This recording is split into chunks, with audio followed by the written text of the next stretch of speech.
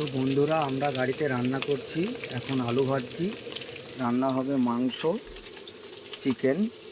চিকেনটা রান্না করব কিভাবে দেখাবো আপনাদেরকে। তো আমাদের আলু ভাজা হয়ে গেছে, এমনি মশলাটাও দিয়ে দিয়েছি। এখানে দিয়েছি গরম মশলা, পেঁয়াজ, আদা রসুন বাটা আর একটা টমেটো কষানো হয়ে গেছে। এবার দিয়ে দেবো মাংস, চিকেনটাকে ভালো করে কষিয়ে নেবো। যতক্ষণ না তেল ছেড়ে আসছে ততক্ষণ একে কষাতেই থাকবো।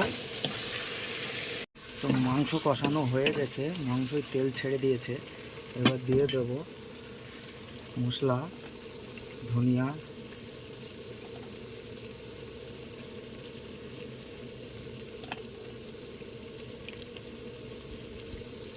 এখানে ধনিয়া দিলাম, ঝাল দিলাম, হলুদ দিলাম আর জিরে দিলাম। এটা ভালো করে নেড়ে নেব।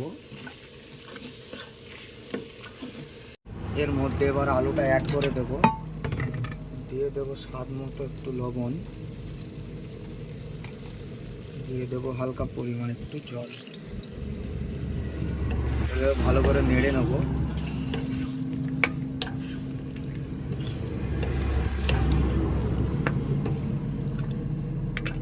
ফাইনালি গাইস, হয়ে গেছে আমাদের চিকেন কষা।